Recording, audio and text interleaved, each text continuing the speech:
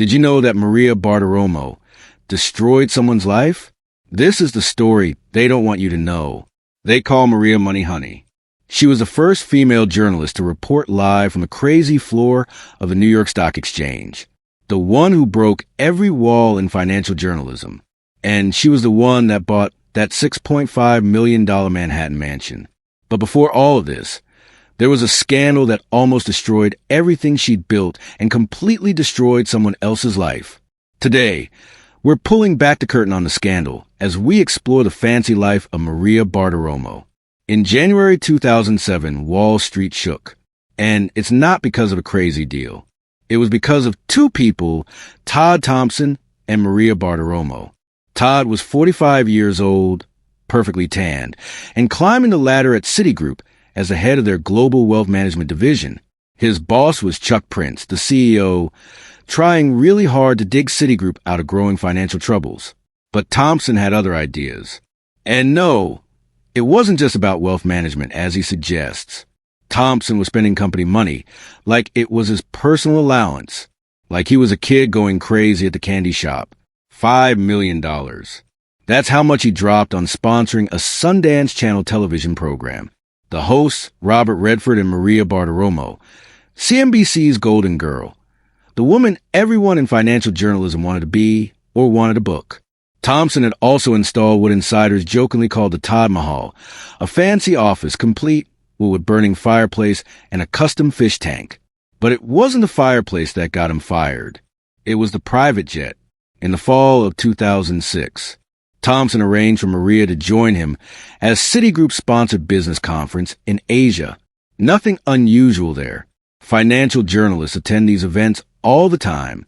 She spoke at luncheons in Hong Kong and Shanghai addressing Citigroup's elite private banking clients, professional networking, source development, the kind of thing that makes sense on paper. Then came the flight home. According to multiple reports from the Wall Street Journal and other outlets, Thompson kicked other Citigroup executives off the return flight so he could fly back to the United States alone with Bartiromo on the company's corporate jet. Just the two of them, crossing the Pacific on a flight that cost somewhere between $50,000 and potentially more, all funded by Citigroup shareholders. The whisper started immediately. People inside Citigroup began talking. Anonymous sources leaked to the press that Thompson had been warned months earlier to limit his contact with Bartiromo, to stop using company resources for what appeared to be personal interests, to draw a clear line between business relationships and whatever this was becoming. He ignored the warnings. On January 24th, 2007, CEO Chuck Prince fired Todd Thompson. The official reason given was too much spending and poor management, but everyone knew the real story. The Wall Street Journal ran a front-page article detailing the friendship between Thompson and Bartiromo, the corporate jet, the fancy dinners, the $5 million television sponsorship. The media dubbed it Maria Gate and the fallout. Disastrous, but with a twist. Both Thompson and Bartiromo denied any romantic involvement strongly and repeatedly. Thompson told reporters that his relationship with Bartiromo was completely appropriate. When pressed about affair rumors, he called such questions inappropriate. Maria maintained that everything she did was proper, purely professional, tied directly to her role at CNBC, giving the network exclusive access to top-tier executives. CNBC backed her publicly. Then NBC Universal CEO Jeff Zucker stated she had done nothing wrong. The network claimed they had approved and paid for each trip, even reimbursing Citigroup for corporate flight. But the optics were terrible. The questions lingered. And here's where it gets interesting. Thompson lost everything. His career at Citigroup ended suddenly. His severance package was negotiated under a cloud of public embarrassment. He told Business Week there was a smear campaign against him, hinting at internal politics and a power struggle with Prince. By late 2007, Prince himself resigned amid Citigroup's subprime mortgage catastrophe. But Maria Bartiromo, she walked away completely untouched. No ethics probe, no public censure. She continued anchoring Closing Bell at CNBC without missing a single broadcast. Her career didn't just survive Maria Gate, it thrived. And within months, she and her husband Jonathan Steinberg went out and bought their dream home. In late 2007, the Upper East Side Manhattan had a new homeowner. While the Thompson scandal faded into tabloid history, Maria and Jonathan closed on a 5-story townhouse at 211 East 62nd Street, just east of 3rd Avenue. Purchase price $6.5 million. This wasn't just a house. This was a statement. The townhouse spans 5,225 square feet of some of the most expensive real estate in America. 5 bedrooms, 5 full bathrooms. Classic New York architecture with modern upgrades throughout. But here's what sets it apart from every other luxury property in Manhattan. The backyard, a private 39-foot-long garden in Manhattan on the Upper East Side. Do you understand how rare that is? Most Manhattan residents would kill for a fire escape with a potted plant. Maria and Jonathan had an actual oasis of green space in the heart of one of the most densely packed cities on Earth. The second floor opens onto a spacious balcony that overlooks this garden. Imagine stepping out of your bedroom onto that balcony with your morning coffee, surrounded by trees and flowering plants while the city hums around you. It's the kind of luxury that money truly cannot buy anymore, because they simply don't make properties like this anymore. Inside, the design blends historic charm with contemporary sophistication. Hardwood floors throughout, custom cabinetry in the kitchen, high-end finishes in every room. The couple installed a state-of-the-art 2-camera security system essential for anyone in the public eye. Multiple reports suggest the home includes a media room or home office, perfectly suited to Bartiromo's broadcasting career and the hours of preparation her shows demand. The layout supports both their professional and personal lives. Large entertaining spaces for hosting industry contacts and friends. Quiet private areas for rest and recovery from the brutal hours of financial journalism. Every detail is carefully considered. Every room is designed for both function and beauty, and the timing fascinating. This purchase came just months after Maria Gate, just months after the corporate jet scandal that destroyed Todd Thompson's career. Some might see it as tone deaf. Others might see it as a woman who knew exactly what she was worth and wasn't about to let anyone's scandal diminish her success. The Manhattan real estate market has exploded since 2007. This wasn't just a house. This was a statement. The townhouse spans 5,225 square feet of some of the most expensive real estate in America. 5 bedrooms, 5 full bathrooms. Classic New York architecture with modern upgrades throughout. But here's what sets it apart from every other luxury property in Manhattan. The backyard, a private 39-foot-long garden in Manhattan on the Upper East Side. Do you understand how rare that is? Most Manhattan residents would kill for a fire escape with a potted plant. Maria and Jonathan had an actual oasis of green space in the heart of one of the most densely packed cities on Earth. The second floor opens onto a spacious balcony that overlooks this garden. Imagine stepping out of your bedroom onto that balcony with your morning coffee, surrounded by trees and flowering plants while the city hums around you. It's the kind of luxury that money truly cannot buy anymore, because they simply don't make properties like this anymore. Inside, the design blends historic charm with contemporary sophistication. Hardwood floors throughout, custom cabinetry in the kitchen, high-end finishes in every room. The couple installed a state-of-the-art 2-camera security system essential for anyone in the public eye. Multiple reports suggest the home includes a media room or home office, perfectly suited to Bartiromo's broadcasting career and the hours of preparation her shows demand. The layout supports both their professional and personal lives. Large entertaining spaces for hosting industry contacts and friends. Quiet private areas for rest and recovery from the brutal hours of financial journalism. Every detail is carefully considered. Every room is designed for both function and beauty, and the timing fascinating. This purchase came just months after Maria Gate, just months after corporate jet scandal that destroyed Todd Thompson's career. Some might see it as tone deaf. Others might see it as a woman who knew exactly what she was worth and was about to let anyone's scandal diminish her success. The Manhattan real estate market has exploded since 2007. That $6.5 million townhouse. Conservative estimates now place its value well north of $10 million, possibly as high as $12 to $15 million given the location and the rare backyard garden. The couple's combined net worth is estimated at over $50 million, largely from Bartiromo's $10 million annual salary and her husband's business success. They married in 1999 and have no children, allowing them to focus entirely on their careers and their properties. The townhouse serves as their primary residence, their anchor in the city that made them both. But Manhattan was just the beginning. Around 2010, Maria and Jonathan expanded their real estate portfolio with a beachfront vacation home in West Hampton Beach out in the Hamptons. Purchase price nearly $4 million. The Hamptons were Manhattan's elite escape on weekends, where hedge fund managers and media moguls own sprawling estates with ocean views, where the cost of entry starts in the millions and only goes up from there. Their West Hampton property sits on 6/10 of an acre waterfront lot. 4,000 square feet spread across 3 stories, 3 bedrooms, 3 and 1/2 bathrooms. The kind of coastal luxury that defines aspirational living in America. But here's what matters most about this house. It's not just an investment property or a place to show off. Maria actually uses it. Every single weekend, year-round, she and Jonathan escape to West Hampton. She's talked publicly about her Saturday routine, her one day off in the relentless grind of 17 hours of live programming each week. On Saturday mornings, she rides her bicycle through the coastal roads. Long walks on the beach with Jonathan and their dog, Dusty B. Steinberg. Yes, their dog is a full name, including Steinberg. The simple pleasures of life away from the cameras and the chaos of financial markets.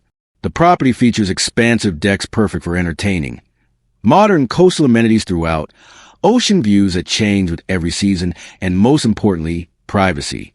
Real privacy. The kind that impossible to find in Manhattan, where paparazzi and fans recognize her everywhere she goes. The value has skyrocketed. The Hamptons real estate market has surged post-pandemic as wealthy New Yorkers realized they could work remotely, at least part-time. That $4 million beachfront retreat now estimated between $8 and $10 million. The couple has watched their investment more than double while enjoying every moment of ownership during the 2020 pandemic. Bartiromo broadcast many of her shows from this West Hampton home. She talked about how grateful she felt to have this escape, this sanctuary where she could continue her work while maintaining some semblance of balance. But West Hampton was enough. The couple also owns a luxurious estate in Southampton, another exclusive Hamptons enclave. This property is valued at approximately $3.5 million and brings a different flavor to their portfolio. Southampton sits on Long Island's North Shore. Known for its equestrian culture, sprawling gardens, and old money vibe, this estate features high-end interiors, recreational spaces perfect for hosting, and those sprawling gardens that give a serene, almost rural feel despite being one of America's most exclusive zip codes. It's the kind of place where you could imagine hosting intimate dinner parties for industry leaders or simply enjoying a quiet Sunday afternoon with a good book. Between the Manhattan townhouse, the West Hampton beach house, and the Southampton estate, Maria and Jonathan have assembled a real estate empire worth well over $20 million. Each property serves a different purpose. Manhattan for work and city life. West Hampton for weekend escapes and ocean views. Southampton for longer stays and a different kind of coastal luxury. And here's the thing, these aren't just trophy properties sitting empty. They're not investments locked away in some holding company. These are homes the couple actively uses and enjoys. That's real wealth, not just owning properties, but having the time and lifestyle to actually live in them. But their real estate is only part of the story. Maria's wealth is so diverse. Maria and Jonathan run a diversified investment portfolio that would make any financial advisor jealous. They've got their hands in stocks, bonds, ETFs, business ventures, collectibles, and of course, the real estate we've already discussed. Their stock and bond portfolio focuses on stable blue chip companies in growth sectors like technology and finance. They run an old school disciplined investing focused on long-term appreciation and dividend income. Annual returns from this portfolio contribute an estimated $3 to $5 million to their wealth through dividends and capital gains. Now their lavish life even gets more lavish. Maria and Jonathan own a vintage car collection that includes a 1965 Ford Mustang and a 1966 Ford Thunderbird. Combined value $200,000 to $300,000. These two are loaded, but they are also strategic. Classic cars are actually brilliant investments if you know what you're doing. The right models appreciate significantly over time, especially if they're well maintained. Plus, they're tangible assets you can actually enjoy, unlike stock sitting in a brokerage account. They also invest in fine art and cultural collectibles. Exact valuations remain undisclosed. They're smart enough to keep some privacy, but these investments add both portfolio diversity and potential appreciation. Art markets can be volatile, but blue-chip pieces from established artists tend to hold value even during economic downturns. But wait, where does all this money come from? Maria's annual salary from Fox Business is $10 million. That makes her one of the highest-paid business journalists on television. Period.